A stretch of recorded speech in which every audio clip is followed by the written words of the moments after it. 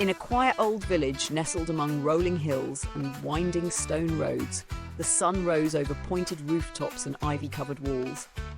The villagers were just beginning to open their shops and sweep their porches, while two familiar figures were already hard at work.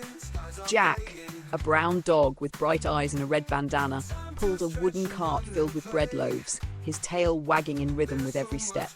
Beside him, Jill, a clever brown cat with emerald eyes and a tiny white flower tucked behind one ear, gracefully leapt from one windowsill to another, delivering letters with speed and precision. "Morning, Miss Lila," Jack barked cheerfully as he passed the baker's wife. "Here's your mail," Jill purred, landing smoothly in front of the tailor's shop. Life in the village had been peaceful since their last adventure. But, as stories go, peace never lasts forever. One foggy afternoon, a commotion echoed from the village gates. Something fast, fierce, and covered in golden fur dashed through the market, knocking over barrels and startling chickens. "It's the Gepard!" a villager shouted. "He's back!" The Gepard was no ordinary wild cat. With his sleek spotted coat and piercing amber eyes, he was the fastest, most cunning troublemaker anyone had ever seen. Jack narrowed his eyes. "Looks like our break is over," Jill sighed dramatically. "Can't a cat enjoy 1 week without chaos?" The Gepard zipped past them, laughing. "You two again? Try to keep up this time." He disappeared around a corner, leaving a trail of destruction behind him. Jack and Jill exchanged glances. The chase was on. They tried catching him with nets. He dodged. They tried tricking him with food. He snatched it and vanished. For days, the Gepard turned the village into his personal playground.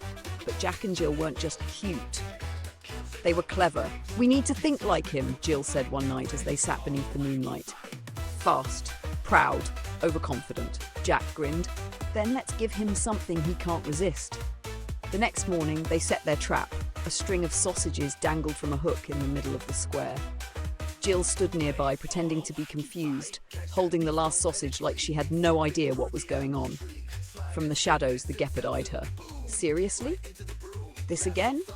Jill smiled sweetly. "Oh no, I'm totally lost. Just a harmless cat with a delicious snack." The Gepard didn't buy it at first. He sniffed the air, looked left, looked right. He was about to turn away. Suddenly, splat! A giant cream pie slammed into his face from above.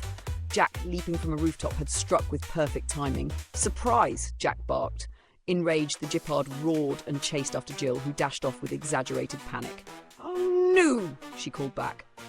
"Please don't catch me!" She zigzagged through the narrow alleys, leading him exactly where the trap was set. Just as he lunged, the ground gave way beneath him. Thud! The Gepard fell into a deep, hay-lined pit, ropes tightening around him. Jack and Jill peered over the edge. "Caught ya?" Jack smirked. "Next time, try not to underestimate cute," Jill added. The villagers cheered as Jack and Jill paraded through the streets. The Gepard, grumbling and tangled in ropes, was loaded onto a wagon and sent far, far away from the village. Later that evening, as the sun dipped below the rooftops, Jack lounged in a chair with a bowl of popcorn while Jill painted a tiny, wanted, too fast, too furry poster of the Gepard. "Think we'll ever get a real vacation?" Jack asked. Jill twirled her paintbrush. "Not in this village." But both of them smiled, because deep down, they liked the chaos, just a little. And in the heart of that old village, peace returned once more, until the next visitor arrived.